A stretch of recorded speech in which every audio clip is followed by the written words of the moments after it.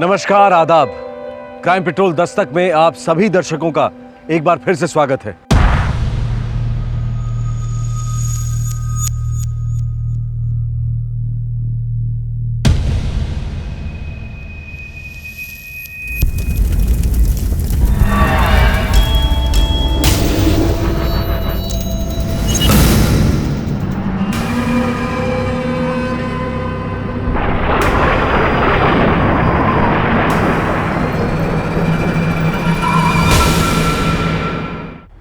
मुर्दे सिर्फ कहानियों और हॉरर फिल्मों में जिंदा होते हैं। आप भूत प्रेत में विश्वास करें या ना करें, लेकिन भूतों वाली कहानियां सबके रोंगटे खड़े कर देती हैं। अहमदाबाद शहर में हाल ही में कुछ ऐसा ही हुआ। मौत खुद संदेशा देने पहुंच गई कि काश मैंने जुर्म की दस्तक वक्त पर सुनी होती। जुलाई 2011, अहमदाबाद।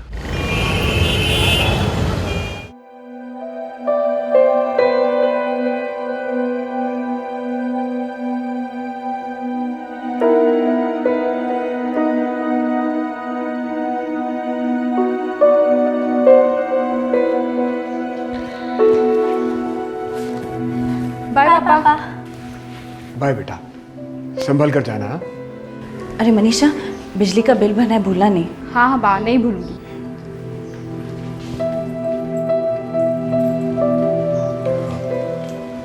सेजल, बाबूजी को नर्मदा नदी से कितना लगाव है ना। अक्सर जिक्र किया करते थे।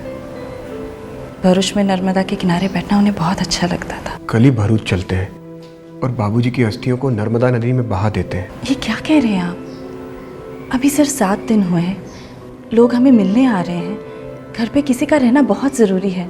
हम ऐसे कैसे जा सकते हैं भरूच? सेजल, मनीषा 19 साल की हो गई है। वो घर को और मेहमानों को संभाल सकती है। लेकिन मुझे समझ में नहीं आ रहा, आपको इतनी जल्दी क्यों है?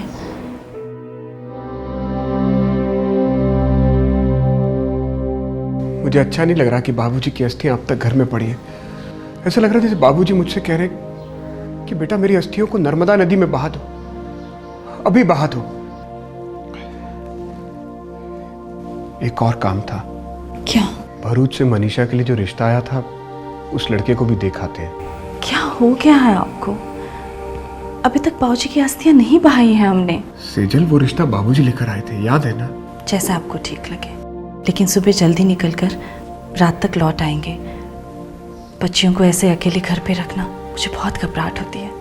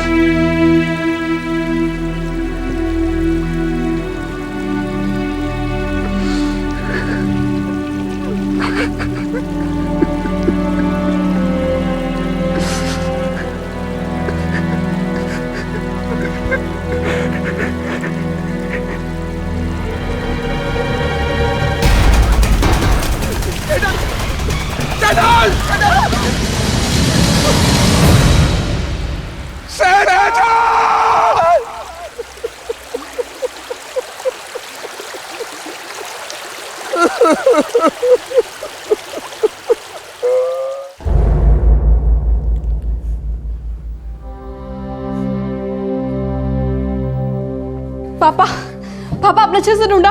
अच्छे तरीके से? हाँ बेटा, नदी के चारों तरफ देखा मैंने। पापा मदद मांगते, चिल्लाते, लोगों को इकट्ठा कर दे।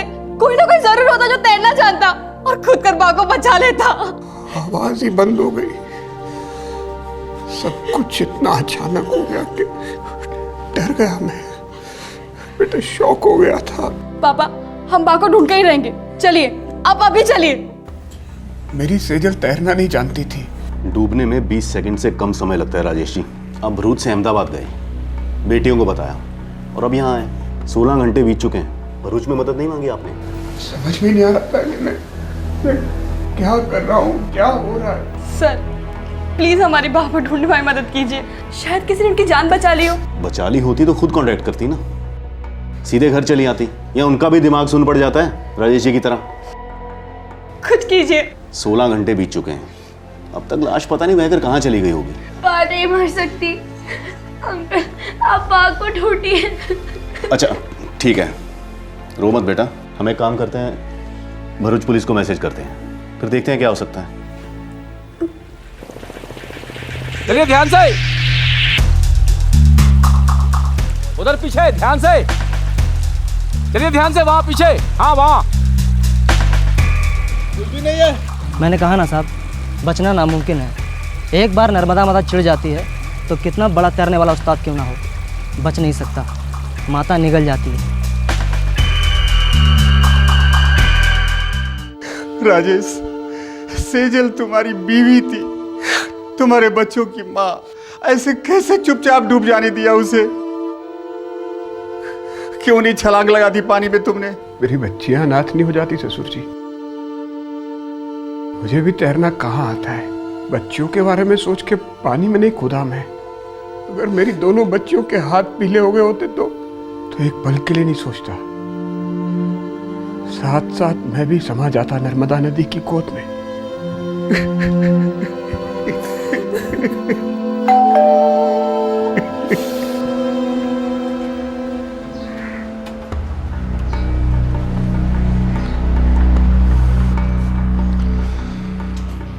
हमारी टीम और गांव वालों ने ऊपर से नीचे तक 30 किलोमीटर तक ढूंढा, समंदर तक ढूंढा, लेकिन कुछ नहीं मिला। शायद नदी के बहाव में लाश समंदर में बह गई हूँ। ऐसा कैसे हो सकता है? इस राजेश के पिता की अस्थियां बहाने गए थे और मेरी बेटी बह गई। किसी ने कोई मदद नहीं की, कुछ भी नहीं किया। आज तक मैंने ऐसा कभी नहीं सुना, कभी नहीं सुना। पर मैंने देखा, पल झपकते छीन ली मेरी पत्नी उस नदी ने। अगर मैं कुछ कर सकता तो मैं करता नहीं वहां पे। इस बात का क्या मतलब है कि मैंने आज तक सुना नहीं? अरे लोग नदी में बह नहीं जाते क्या? बह नहीं जाते? पता नहीं नदी मुझसे किस जन्म का बदला निकाल रही है, पता नहीं किस जन्म का बदला निकाल रही है। मुझे इस नदी वाले एंगल से बड़ी बू आ रही है। 7 दिन पहले राजेश के पिता का देहांत होता है और उसकी अस्थियां बहाने के चक्कर में राजेश की बीवी नदी में बह जाती है। माना कि नदी बहुत गहरी है, लेकिन उससे भी गहरी साजिश है।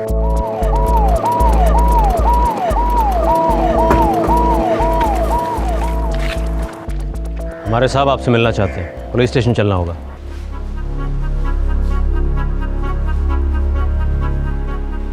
तुम्हारे दादाजी कुछ दिन पहले गुजर गए। जी। मेडिकल रिपोर्ट कहती है हार्ट अटैक। जी। कोई दिल की बीमारी थी या कोई टेंशन? देखो मनीषा, तुम्हारी माँ का इस तरह से पानी में बह जाना गड़बड़ लग रहा है, वो भी दादाजी की मौत के ठीक 7 दिन बाद होना और भी गड़बड़ लग रहा है। ये बताओ कि दादाजी को हुआ क्या था? उनको बहुत ज़्यादा गुस्सा आया था। अगर ये गंदगी जारी थी तो इस तरह गिड़गिड़ा के मुझे वापस बुलाने का क्या मतलब था राजेश? अरे कोई गंदगी बंदगी नहीं है, सब कुछ खत्म हो चुका है। शर्म करो राजेश, बिल्ली भी आंखें बंद करके दूध पीती ये सोचे कि उसे कोई नहीं देख रहा, लेकिन तुम्हारी तो आंखें खुली है ना। तुम अच्छी तरह जानते हो कि हमारी दोनों बेटियां जानती है तुम्हारे नाजायज संबंध है, फिर भी तुम मना करो। बुलाओ उन दोनों को, बुलाओ उनके सामने। बस बहुत हो गया, 1000 बार कह चुका हूं कि नमिता को बीच में मत घसीटा करो, मत घसीटा करो। उसके और मेरे बीच में कोई रिश्ता नहीं है। रिश्ता है और मैं ये साबित कर सकती हूँ। बस करो, हद हो गई। अरे कुत्ते बिल्ली की तरह।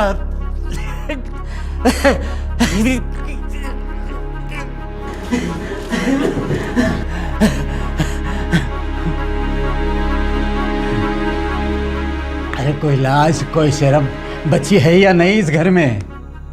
2 जवान बच्चियों को अच्छे संस्कार दिए जा रहे हैं। बाबूजी, अब आप शांति रखिए। चुप!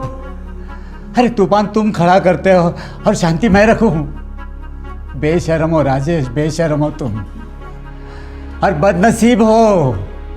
अरे अपनी खुश नसीबी पहचान नहीं पा रहे तुम। अरे इतनी अच्छी बीवी है तेरी, अरे 2 बच्चे हैं, तो और क्या ढूंढने जाते हो बाहर तुम? जानवर है तू, हमने कभी तुम्हें गलत नहीं सिखाया। देखो राजेश, तुम दोनों ने लव मैरिज किया है, हमने कभी अड़चने आने दी है उसमें? सेजल के माताजी और बापूजी ने भी तुम्हें सहारा दिया है, सपोर्ट किया है, और आज तुम्हारे प्रेम कहानी का ये हशर है। अरे तुम्हारी ये हरकतें तुम्हारे माँ को खा गई। अब एक बार मुझे खा जाए तो तुम्हें सुकून मिलेगा। दादाजी पापा और पा का झगड़ा देख नहीं पाते थे। 1-2 दिन बाद फिर झगड़ा हुआ और उन्हें हार्ट अटैक आ गया। ये नमिता कौन है? पापा के साथ म्युनिसिपल ऑफिस में काम करती है, विधवा है। उसका और पापा का अफेयर था।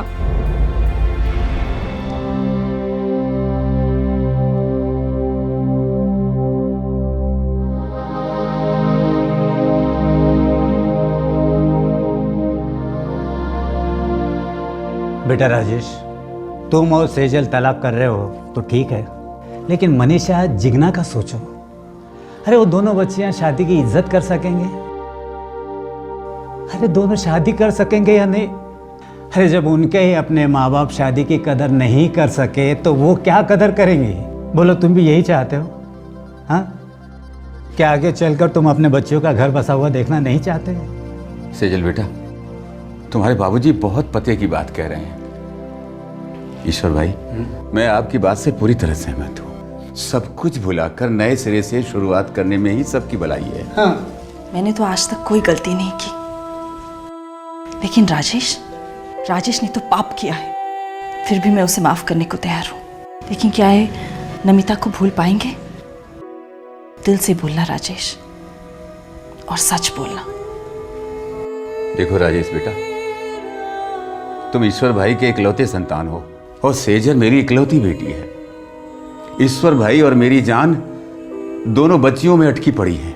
हमारे लिए, इन बच्चियों के लिए और अपने पुराने प्यार के खातिर बेटा, एक बार एक दूसरे को मौका और दे दो।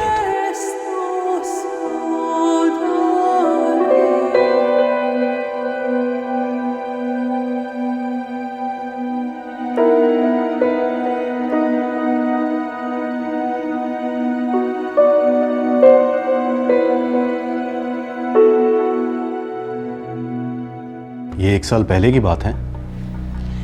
सर 9 महीने पहले की बात है। तो तुम्हारे पापा ने फिर से नमिता से रिश्ता जोड़ा, कसम भी तोड़ी और तुम्हारी माँ का दिल फिर से तोड़ दिया। ऊपर से देखा जाए तो ये एक एक्सीडेंट का केस जान पड़ता है। राजेश और सेजल बाबूजी की अस्थियां पानी में बहाने जाते हैं और दुर्भाग्यवश सेजल नदी में बह जाती है और डूबकर मर जाती है। लेकिन पुलिस के मन में शक का बीज तब उठा जब उन्हें पता चला कि राजेश ने अपनी पत्नी को बचाने के लिए कुछ भी नहीं किया था, एक छोटी सी कोशिश भी नहीं, मदद के लिए चिल्लाया तक नहीं। जाहिर है कि पुलिस को पूरी की पूरी दाल काली लगने लगी। क्या इस काली दाल में कुछ पीला भी था? क्या राजेश की बातों में कुछ सच्चाई थी या नहीं? देखिए, हमें पूरा डाउट है कि ये केस एक्सीडेंट का केस नहीं है। सेजल पुल पर से गलती से नहीं गिरी, कुछ और हुआ है, जुर्म हुआ है। आपको किसी पर शक है? शक करने से क्या होगा? सेजल वापस आएगी, मेरी नवासियों को उनकी माँ वापस मिलेगी। नहीं मिलेगी, लेकिन शायद सेजल की आत्मा को शांति मिलेगी। आपको नहीं लगता कि राजेश झूठ बोल रहा है? राजेश ने मेरी बेटी का भरोसा और दिल दोनों तोड़ा है। मैं उस पर या उसकी बातों पर कभी यकीन नहीं करता, लेकिन मैं उसे खूनी नहीं मान सकता। राजेश उस हद तक नहीं जा सकता है। प्यार तो है, सालों से है। वो शादीशुदा है, 2 जवान बेटियां हैं राजेश की। प्यार वो सब कुछ नहीं देखता। और हाँ, मैं भी कभी शादीशुदा थी, मेरे भी 2 बच्चे हैं। पति की मौत कैसे हुई थी आपके? उनका एक्सीडेंट हुआ था, लेकिन हाँ, मैंने उन्हें नहीं मारा और ना ही सेजल को, जिसका आप मुझ पर शक कर रहे हैं। क्यों ना करें शक? सेजल अगर राजेश की जिंदगी से निकल जाती और राजेश मुझसे शादी कर लेता तो बढ़िया होता। सेजल को मारकर अपना घर बसाना नहीं इंस्पेक्टर, कभी नहीं। प्यार एक चीज होती है और पागलपन दूसरी। सेजल के खून में शामिल होना मतलब अपने बच्चों की जिंदगियों को खतरे में डालना है। मैं राजेश से इतना प्यार नहीं करती जितना अपने बच्चों से प्यार करती हूँ। मनीषा, क्यों किया तूने ऐसा? जो पुलिस ने मुझसे पूछा, मैंने सच बता दिया। मैंने आज तक कभी तुम दोनों से झूठ बोला? तेरी बात से बोला हो, लेकिन तुमसे कोई झूठ बोला? चिकना बेटा तू बता, तुझे क्या लगता है कि जो कुछ हुआ वो हुआ ही नहीं है? तेरी माँ गिरी नहीं है, मैंने धक्का दिया उसे। बोल, तुझे ऐसा लगता है? मुझे ऐसा लगता है। मुंह तोड़ दूंगा तेरा। उससे मेरा मुंह बंद नहीं होगा। आप बा से नफरत करते थे और आप नहीं चाहते थे कि बा इस घर में वापस आए। ऐसा अगर ऐसा होता तो पिछले 1 साल से हम लोग इस घर में एक साथ रहते। क्योंकि दादाजी और नाना जी ने आप पे दबाव डाला था, इसलिए। और दादाजी तो अब रहे नहीं, और उनके बिना नाना जी आपको कुछ कह नहीं सकते। बस कर अब। दादाजी ने भी आपसे यही कहा था, बस। लेकिन आपने सुना? आप तो उस नमिता की शादी करके रहेंगे, लेकिन पापा, बाप को देख रही है, बाप को देख रही है पापा।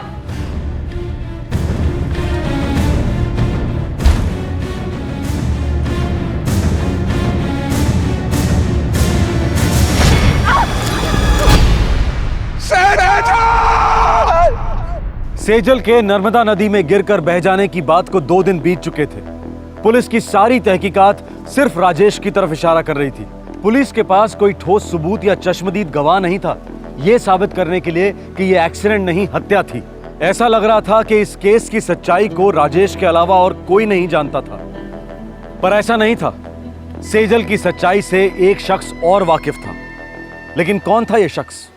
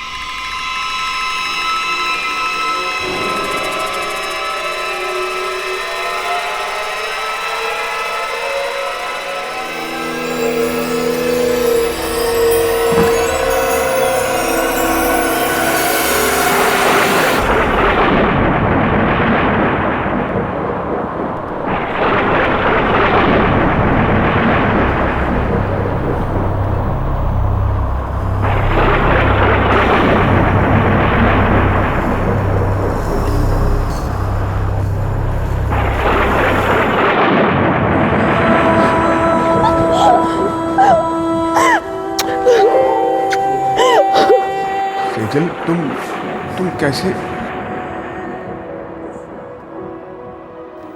एक ऐसा सच है जो सिर्फ तुम और मैं जानते हैं, और वो सच मैं तुमसे बुलवाऊंगी।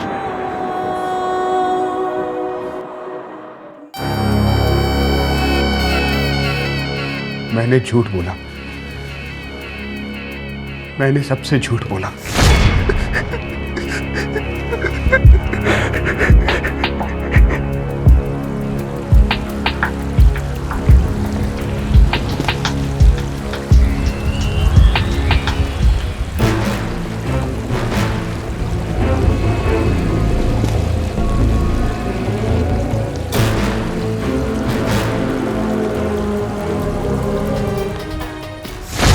मैं सेजल को एक अरसे से मारना चाहता था, बस मौके की तलाश थी। मौका मिलते ही मैंने सारी प्लानिंग कर ली। मुझे मालूम था कि सेजल को तैरना नहीं आता है, इसलिए उसके बचने का तो कोई चांस ही नहीं था। बाबूजी के जाने के बाद मैंने सोचा कि बस बहुत हो गया शादी का नाटक। मुझे नहीं बनना है शादीशुदा जिंदगी का आदर्श पति। शादी का मतलब तो मन और दिल का मिलन होता है। लेकिन सेजल मेरे गले से बंधी हुई पत्थर थी, बोझ थी वो। मैं अपनी दोनों बच्चियों से बहुत प्यार करता हूं, लेकिन मुझे अपनी जिंदगी जीनी थी और मेरे ससुर जी ऐसा कभी नहीं होने देते। इसलिए मैंने सेजल को हमेशा के लिए अपनी जिंदगी से अलग कर दिया।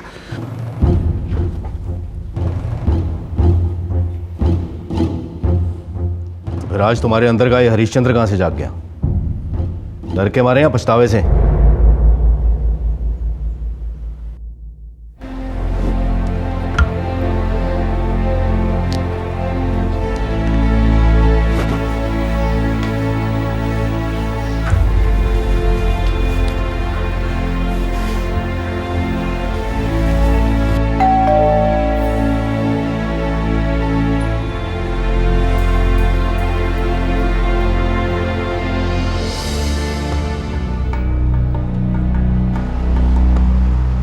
सेजल जी,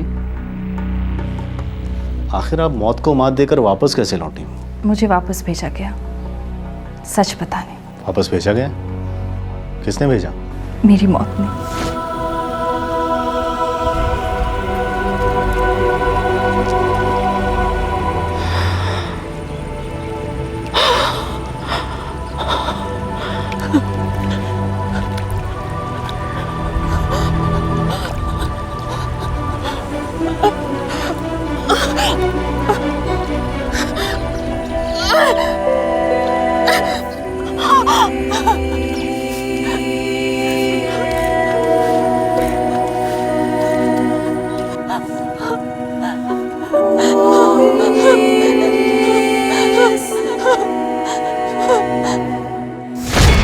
मेरे पास तो एक पैसा नहीं था,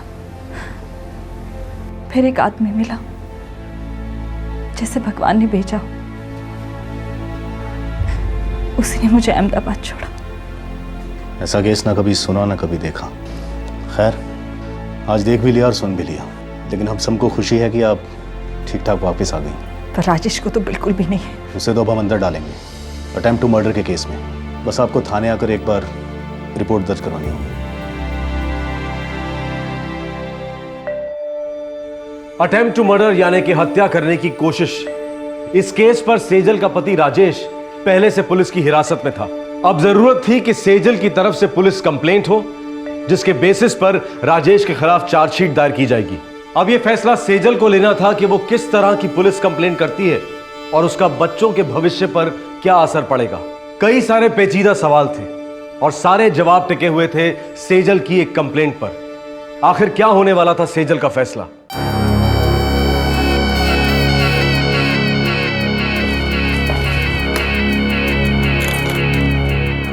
तुम जा सकते हो। सुना नहीं? तुम जा सकते हो, तुम्हारी रिहाई हो गई है।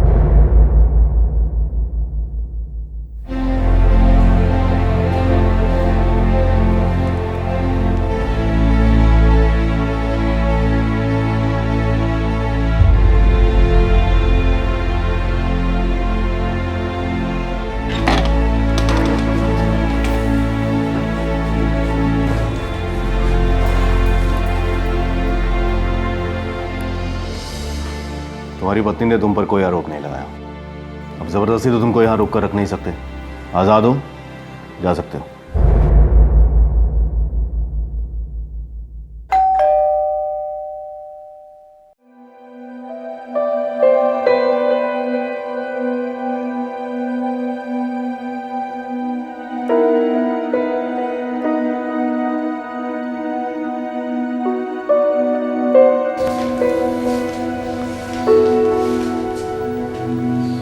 सेजल, तुमने मेरी इतनी बड़ी गलती को माफ कर दिया?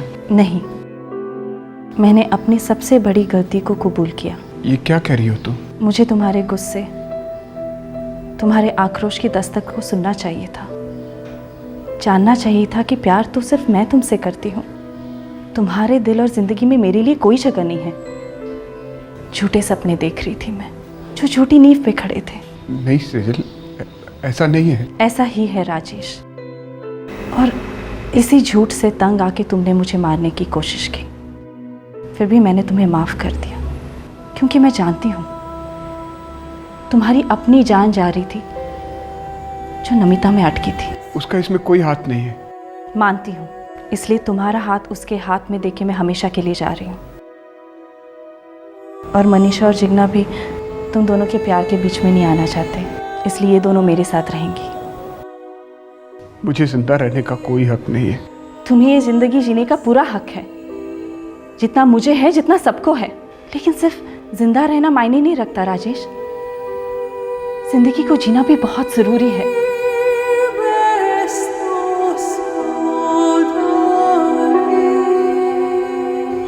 बाबूजी, मुझे माफ कर दीजिए। मैंने अपने पिता में और आप में कभी कोई अंतर नहीं समझा।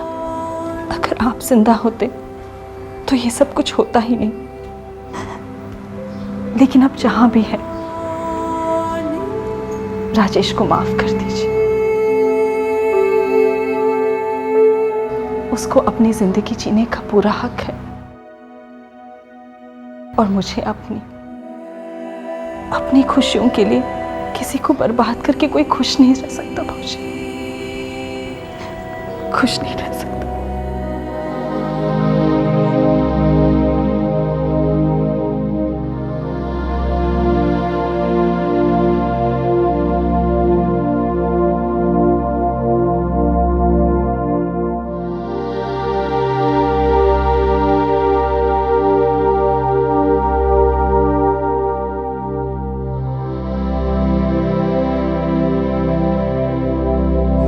नमस्कार, आदाब।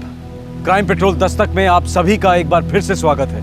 गू खाओ सालो, गू खाओ। गुज्जर बिरादरी की नाक कटा दी और सारी दुनिया तमाशा देखती रही। जवान नस्ल के सामने मजाक बना के रख दिया। अरे तुम लोगों को तो हिजड़ों की टोली में भी जगह नहीं मिलेगी। थू है तुम लोगों पे, थू।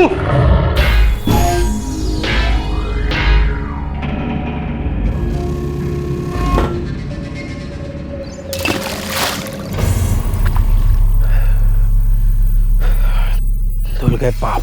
अब कोई कुछ बोल के दिखा दे। अब देखते ना राजपूतों के पिछवाड़े में कितना दम है। साले हम गुजरों को नीचा दिखाना चले थे, मिल गया जवाब सालों को।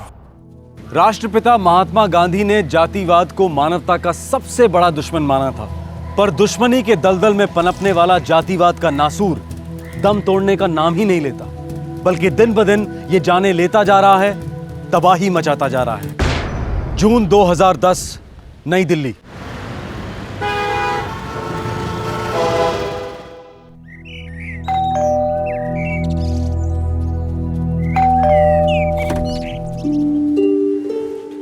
तुम दोनों ना फोन ना कुछ, बस ऐसे ही टपक पड़ी महारानियां।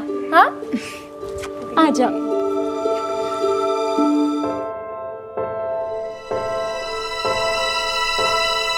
क्या हुआ? टेंशन है, तुझसे और जीजू से कुछ जरूरी बात करनी है। तुम लोग अंदर आओ। हाँ ना, समझ ठंडा हो रहेगा। जीजू, एक बात बतानी थी। हाँ बोल। दरअसल खुशी और विवेक ने छुप के शादी कर ली है। Very nice. फिर क्या बात है, तुम लोगों ने छुप के शादी भी कर ली, जिस तरीके से मल्लिका और मैंने की थी। और याद है रोमा, तुमने हमारी कितनी मदद की थी। एक्चुअली ये दोनों ना तुमसे कुछ मदद मांगने आए हैं। हाँ तो बोल ना, इसमें शर्माने वाली क्या बात है। कि हम प्यार करने वालों की बिरादरी ना एक दूसरे की मदद पे टिकी है। मैं मुंबई जाना चाहती हूँ, मॉडलिंग करना है। विवेक तो अभी बिजी है, वो साथ नहीं आ सकता है, लेकिन मैं अकेले चली जाऊंगी। बस आप। हाँ तो ठीक है ना, टेंशन क्यों ले रही है। मेरे ऑफिस का कुलीग है उधर, मैं उसे फ़ोन कर दूंगा, वो वहाँ पे सब बंदोबस्त कर देगा। और हाँ, पीछे से तेरे उस विवेक को ही पार्सल कर देंगे। आज टिफिन में तुम्हारी फेवरेट पालक पनीर रखी है। क्या बात है भाई, आज इस स्पेशल डिश की स्पेशल वजह? सिर्फ 5,000 रुपये चाहिए। क्या जान सकता हूँ मैं कि ये शॉपिंग किस चीज़ की हो रही है? शिमला के 2 टिकट्स और होटल रूम्स। शिमला? शिमला कौन जा रहा है भाई? हम दोनों। हमारी चौथी वेडिंग एनिवर्सरी है, भूल गए ना तुम?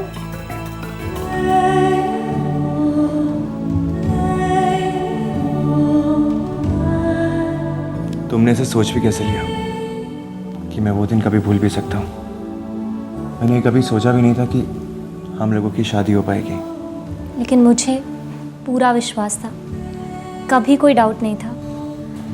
अब तुम ये सोचना समझना मुझ पे छोड़ो और अपनी चेकबुक भी। चेकबुक? ठीक है। और मैं तुम्हें तो शिमला ले जा रही हूँ ना। अरे रे रे रे रे रे। अच्छा बताओ कि शिमला में मेरे साथ ऐसा स्पेशल क्या करोगी? वो तो मैं शिमला जाके ही बताऊंगी। तो ठीक है, जो भी करना कुछ ऐसा स्पेशल करना कि जब हम 5वीं बार शिमला जाए ना, 2 लोग नहीं 3 लोग शिमला जाए। तुम, मैं और हमारी जूनियर मलिका। जाओ। और 25वीं सालगिरह पे भी हम शिमला ही जाएंगे, अगर जिंदा रहे तो। जीत प्लीज ऐसा मत बोलो। अच्छा ठीक है बाबा, मैं तो मजाक कर रहा था। ऑफिस के लिए देर हो रही है, मैं चेकबुक टेबल पे रख देता हूँ, तुम जाके शॉपिंग कर लेना। ओके?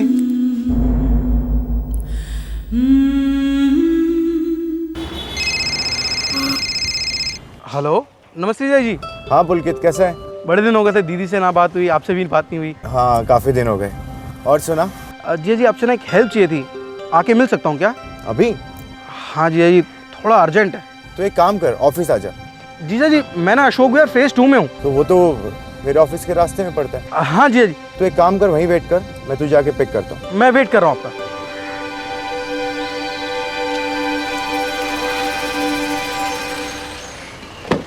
नमस्ते जीजा जी। नमस्ते, आ जा। कैसे हैं? मैं अच्छा हूँ, तू कैसा है? बस बढ़िया जीजा जी। अरे जयदीप, तुम भी आए हो?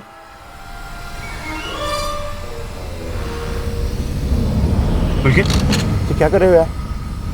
ठोक दे कुत्ते को।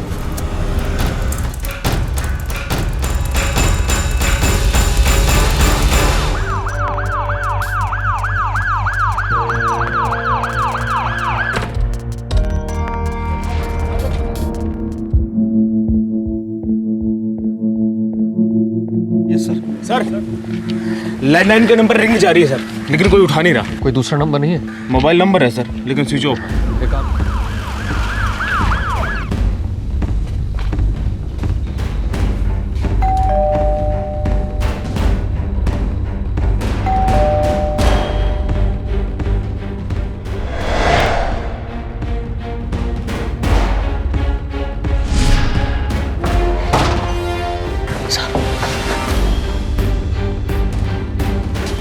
चेक करो यार। जी सर।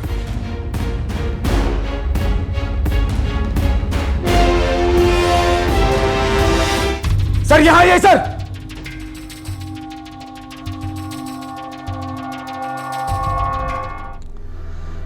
दोनों गोलियां नजदीक से चलाई गई और दोनों की मौतें भी तुरंत हुई, on the spot.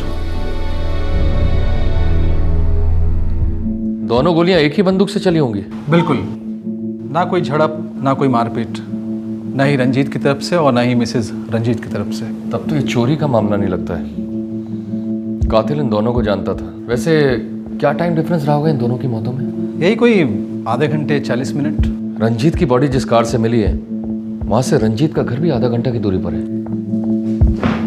Sir, Ranjit और मल्लिका दोनों वजीरपुर के रहने वाले हैं। इन दोनों की फैमिली को इन्फॉर्म कर दिया है, बस बॉडी क्लेम करने आते ही होंगे।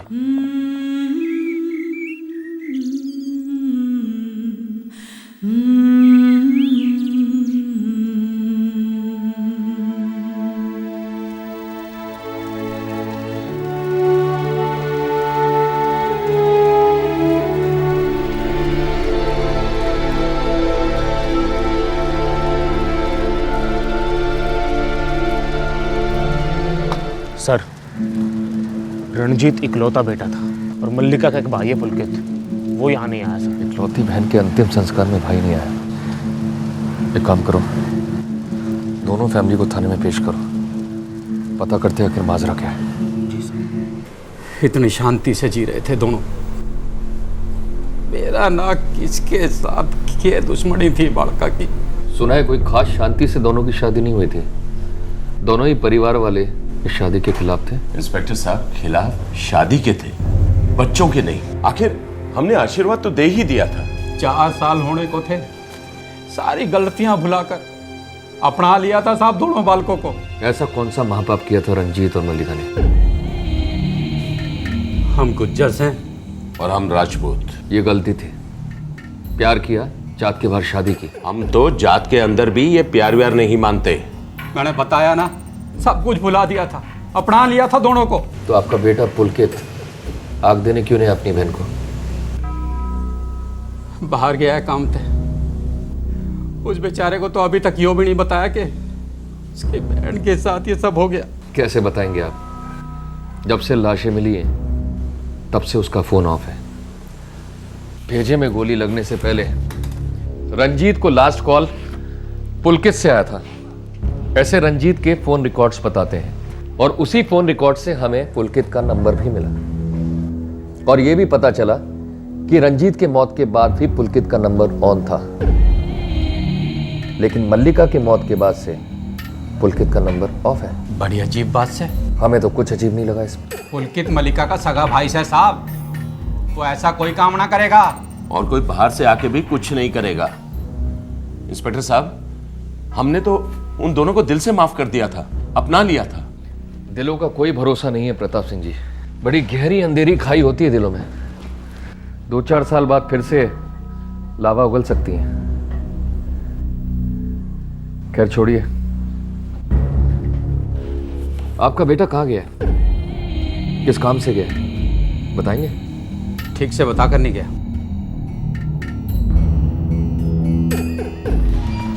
सर, मल्लिका के फोन रिकॉर्ड चेक किए सर। इसमें आखिरी नंबर उसकी चचेरी बहन रोमा का है सर। रोमा कहाँ रहती है? सर वो दिल्ली में रहती थी, लेकिन उसका फोन बंद है सर। उसके घर गए थे? लेकिन ताला बंद है सर। उसके साथ और कोई रहता है? वो अकेली रहती थी दिल्ली में।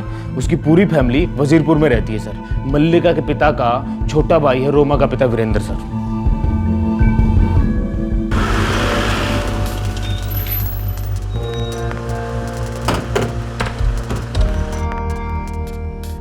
देख इंस्पेक्टर, मैं शमशान ना आया था क्योंकि मैं मंडप पे भी ना गया था।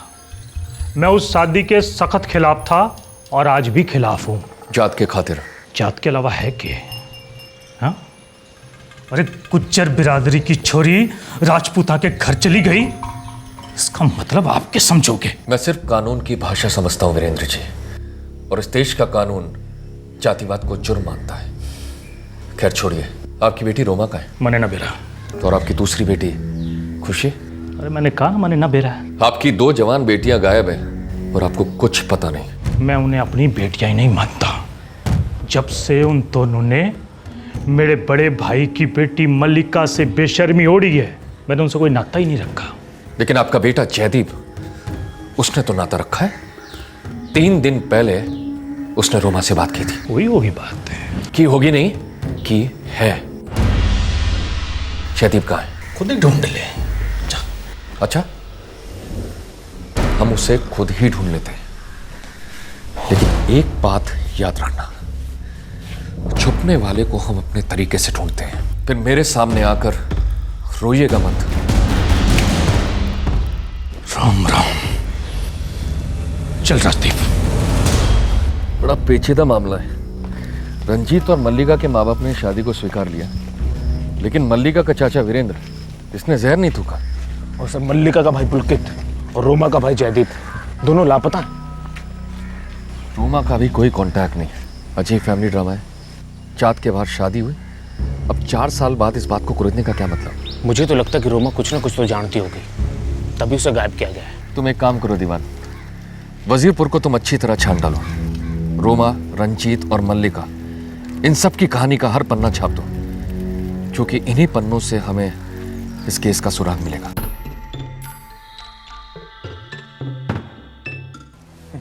मैं तो क्या साहब, मेरे बाप दादे भी यहीं जन्मे और यहीं मरे भी। मैं भी यहीं मरूंगा साहब। मरे तो थारे गांव वाले हैं। रणजीत और मल्लिका दिल्ली में मरे हैं दोनों के दोनों। और वो भी भरी जवानी में। जवानी तो जड़ है साहब, हम वक्त बड़ी कमीनी चीज है, बलवा करा देती है, नहीं तो यूं अपनी बिरादरी के बाहर जाके कोई ब्याह करता। इसी भी क्या दुश्मनी होगी जात पात की? दुश्मनी नहीं है साहब, उठना बैठना होता है, साथ में धंधा होता है, पर बेटी का रिश्ता कभी नहीं साहब। अब देखिए ना, सड़क के पल्ली पार राजपूतों का मोहल्ला है, और इस तरफ ब्राह्मणों का, और इस तरफ गुज्जरों का, और उस तरफ मुसलमान है, उनकी अपनी बिरादरी है, और गांव के बाहर छोटी जाति के लोग रहते हैं, और गांव वालों ने हर मोहल्ले के बीच में पत्थर की लकीर बना रखी है साहब। पर इन दोनों बावलों ने वो पत्थर की लकीर बचपन में पार कर ली। राजपूत का लड़का रणजीत और गुज्जर की लड़की मल्लिका। मैं सोच रहा था कि तुम अपने घर पे बता दो। ना बाबा, पहले तुम अपने घर पे बताओगे, जिससे कि तुम्हारे घर वाले आए मेरा हाथ मांगने। हाँ, तुम जानती हो ना, उससे पहले मेरे हाथ पांव काट के डाल देंगे। हाँ, और मेरी तो बड़ी आरती उतारेंगे। ना बाबा, अगर बाबा को पता चला ना तो बस वो तो मेरी जबान ही काट देंगे। अरे बावलों, पढ़े लिखे हो ना, इतना तो जानते होंगे कि तेल और पानी एक ना हो सके है। काका, ये जो इश्क है ना, ये जमीन और आसमान को एक कर सकता है। तो फिर ये जात पात क्या चीज है? जात समाज का खंबा हुए है, तो फिर तने रहना तो उसी में है। वजीरपुर से बाहर निकल के भी बहुत बड़ी दुनिया, हम कहीं भी रह सकते हैं। और जब दो लोग प्यार करते हैं तो उनको सारी दुनिया अपनी लगती है। दुनिया में बचोगे तभी तो दुनिया अपने जैसी लगेगी। बेवक्त मरने से अच्छा है एक दूसरे को भुला के अपनी अपनी जिंदगी जियो। ना हम बेवक्त मरेंगे और ना ही एक दूसरे को भुलाएंगे। हम तेल और पानी को एक करके दिखाएंगे। क्या बताऊं साहब, मैंने कितना समझाने की कोशिश की दोनों को, पर दोनों ठहरे बावले। प्यार का भूत सवार था। बात की दोनों ने अपने अपने घरों में। फिर उसके बाद क्या हुआ? उसके बाद जो पिटाई हुई साहब, याद करके रोंगटे खड़े हो जाते हैं।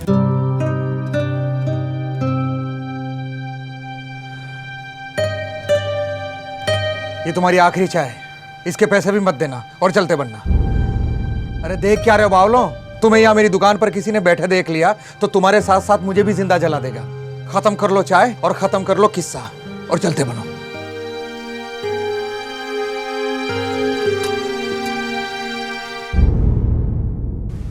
तो शुक्र है भगवान का, इन दोनों को लेकर गांव में कोई दंगा फसाद नहीं हुआ सर। पर शादी तो हुई है ना? हाँ हुई तो है। वो रोमा मल्लिका की चचेरी बहन, सुना है उसी ने भागने में मदद की थी दोनों की। फालतू की बात मत कर मल्लिका। दंगा फसाद होने के लिए तुम्हारी लव स्टोरी की जरूरत नहीं है इन लोगों को।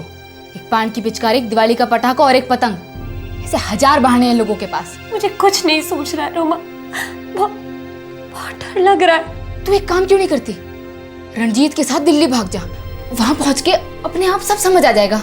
नहीं, वो लोग हमें ढूंढ लेंगे, और फिर अगर उन्हें रंजीत को कुछ। दिल्ली कोई दूध भात थोड़ी है जो ढूंढ लेंगे। और अगर रंजीत की इतनी फिक्र है ना तो कर ले किसी जात वाले से शादी। मैं रंजीत के साथ भाग के उससे शादी कर लूंगी। सुन, ज्यादा सोच मत, इतनी आगे तक आ गई है, अब पीछे मुड़ने का सवाल ही नहीं उठता। एक ही जिंदगी है, वापस नहीं आने वाली। और फिर तेरे साथ तो इस जिंदगी में प्यार भी है।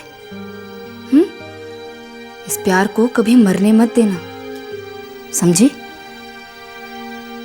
चला जा। तू छाड़े दे, गलती तुम्हारी से। ये कांड होने से पहले ही कुछ कर दिया होता ना तो ये दिन ना देखना पड़ता। अब भी कुछ ना बिगड़ा भाई साहब, सारा इलाका खोद डालेंगे, बच के जाएंगे किद। तू रहने दे वीरू। ना, अब तो ना छोड़ूंगा। अब गुजरा की छोड़ी राजपूत के घर में ना जाएगी। आप बस नरम ना पड़ो, मैं इसकी खाल उधेड़ दूंगा। सर, रोमा को बहुत टॉर्चर किया गया, किंतु उसने मुंह ना खोला। और दिल्ली में रंजीत और मल्लिका ने जाकर शादी कर ली और उसके घर वाले भी राजी हो गए। नहीं सर, गजेंद्र का भाई वीरेंद्र इस शादी तक कभी भी राजी नहीं था, आशीर्वाद देने तक नहीं आया। पूरा का पूरा इल्जाम रोमा पर डाल रहा है, इसीलिए रोमा अपना घर छोड़कर दिल्ली में जाकर बस गई। यार मेरी एक बात समझ में नहीं आती, जब सब कुछ सेटल हो गया था तो 4 साल बाद ये वापस से दुश्मनी आने का क्या मतलब? कुछ तो है। कुछ नहीं सर, बहुत कुछ है। रोमा की छोटी बहन खुशी यानी वीरेंद्र की छोटी बेटी, उसको भी किसी दूसरी जात के लड़के के साथ प्रेम हो गया है। दरअसल खुशी और विवेक ने छुप के शादी कर ली है।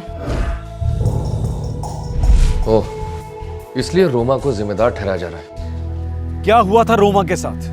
कहां थी वो और किस हाल में थी? पुलिस ने इस बहादुर लड़की की तलाश में पूरी ताकत लगा दी।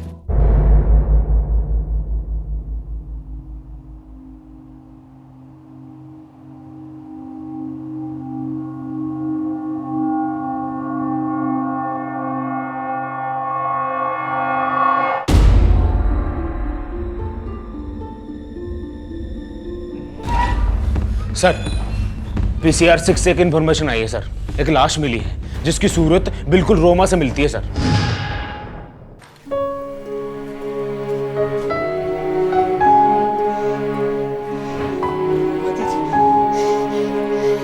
रोमा दीदी, रोमा दीदी, रोमा दीदी उठो, रोमा दीदी।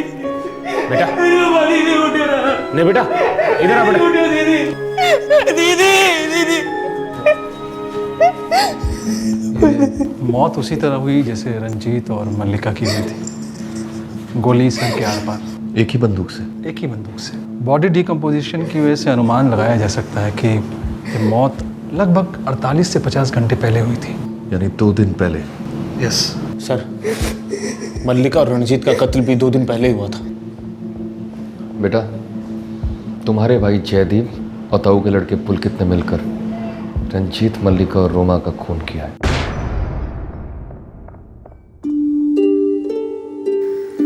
राजू, मुझसे वादा कर, जयदीप जैसे कभी भी स्कूल नहीं छोड़ेगा, पढ़ेगा, लिखेगा। जी दीदी, प्रॉमिस। और औरतों से तमीज से पेश आएगा, कभी हाथ नहीं उठाएगा। नहीं पता, नहीं पता। जी दीदी, जयदीप भाई जैसे कभी हाथ नहीं उठाऊंगा।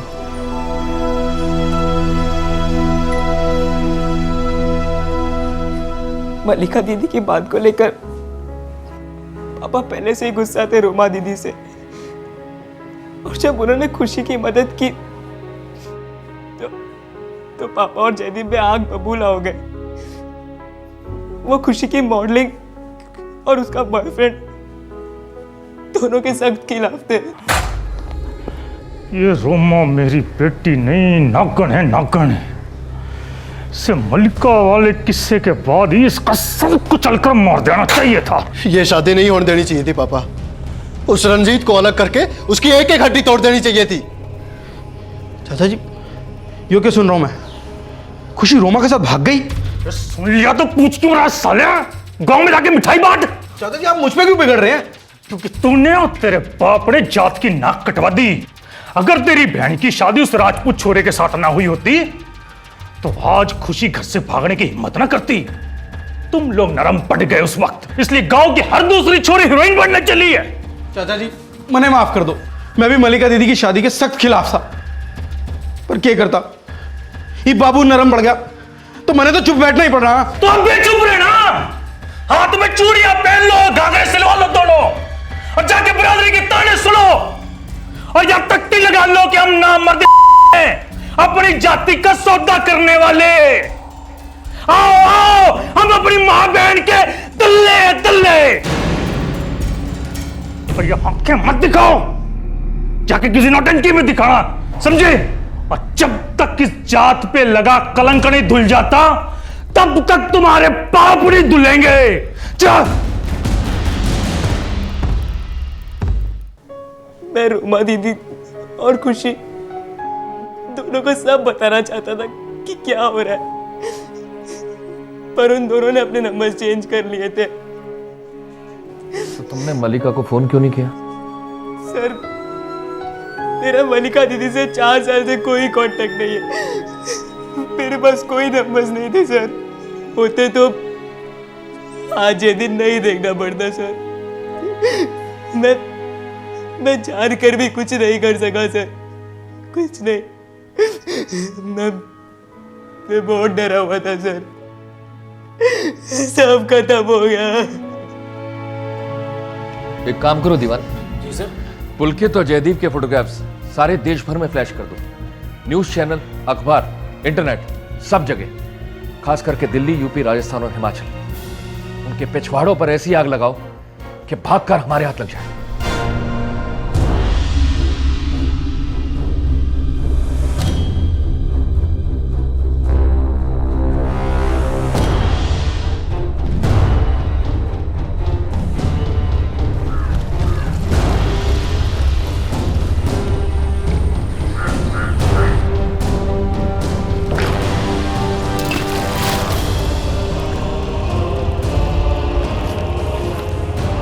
धुल गए पाप, मिट गया कलंक। इतिहास बनाने चले थे और खुद ही इतिहास हो गए। और इस इतिहास को साला याद ही कौन रखता है?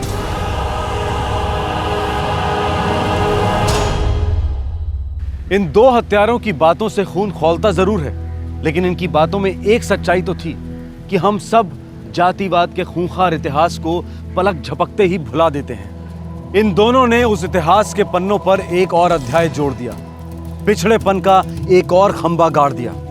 शिमला में मेरे साथ ऐसा स्पेशल क्या करोगी?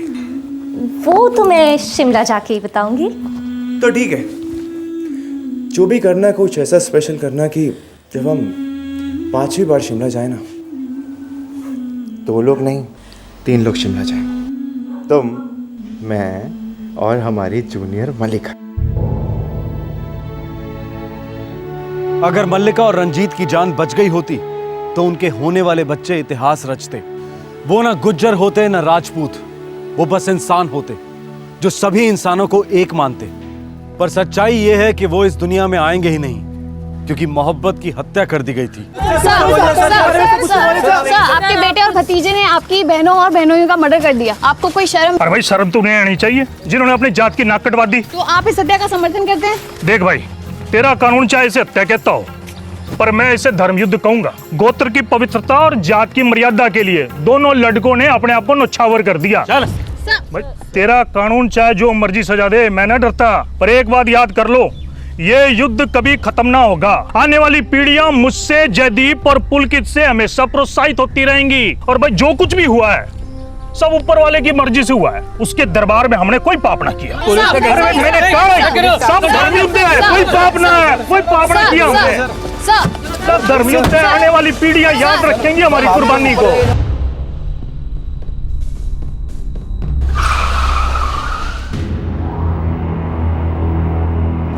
का जाम लाग रहा भाई। हाँ, अरे जयदीप, ओ भाई हम तो फेमस हो लिए और ये लगता है ये भी मारले खड़े हैं। डर लग रहा है मेरे भाई को। भाई रत्ती भर भी ना, तो सही की बात का दुख है कि खुशी और विवेक दोनों मरने से बच जाएंगे। और सर जी, अरे हमें ढूंढने में क्यों अपना पसीना बहा रहे हो? हम लोग तो खुद ही आ गए आपके सामने। चलो, कहाँ चलो? सर जी, एक भी सवाल पूछने की जरूरत ना है, सारी स्टोरी बता देंगे वर्ड टू वर्ड। सर जी, जयदीप भैया को मैं लेकर गया था रंजीत से मिलाने के लिए।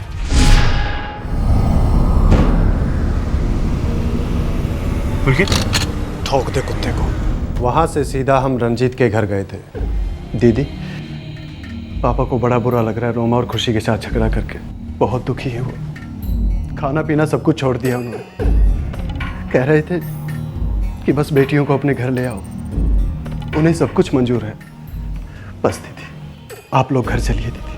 अरे तो ये तो बहुत खुशी की बात है। रोमा सुनेगी तो उसे कितना अच्छा लगेगा। मैं उसे अभी फोन करती हूँ।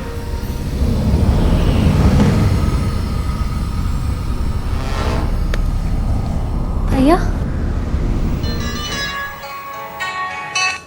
हेलो रोमा, जयदीप। जयदीप, तुझे मेरा नंबर कहाँ से मिला? मल्लिका दीदी ने दिया, हम उन्हीं के घर पे हैं। तुम लोग वहाँ क्या कर रहे हो? पापा, खुशी तो खुशी के मारे बावली हो जाएगी ये सुन के कि पापा ने उसे और विवेक को अपना लिया है। क्या बात है जयदीप? पुलकित, जयदीप, बस खुशी और विवेक रह गए। रह गए? किस चीज से रह गए? आप तो जानते हैं ना सर जी, लेकिन फिर भी बता देते, वो दोनों रह गए मरने से, हमारे हाथों। और हम रह गए उनके सर में गोली मारने से। तुम दोनों को थोड़ा सा भी बुरा नहीं लग रहा? लग रहा है ना सर जी, बहुत बुरा लग रहा है। मर जाते तो सुकून मिलता। हमारी इज्जत का सवाल था, बस यो ही एक कसर रह गई। तुम लोगों की सगी बहन थी, तुम लोगों को राखी बांधती थी, तुम लोगों से रक्षा की उम्मीद रखती थी। अरे उम्मीद तो हम भी रखते थे, पर जात की रक्षा कौन करता? क्या जात, क्या समाज, क्या इज्जत? हाँ? तुम लोगों की सिर्फ एक ही जात है और वो है अपराधी की जात। और तुम लोगों की इज्जत तुम दोनों की अब फांसी के फंदे पर लटकेगी। ओ सर जी, मुकदमा तो चलने दीजिए, फिर देखते हैं हमारी जात से कौन टक्कर लेता है। अरे 6 राज्यों की सरकार हमारी वोट की भीख के सहारे टिकी है। वोट बैठेंगे तो सरकारें बैठ जाएंगी। दीवान ले जा इन लोगों मेरे सामने से, वरना इन कीड़ों में तेरी गोली डालूंगा। ले जा।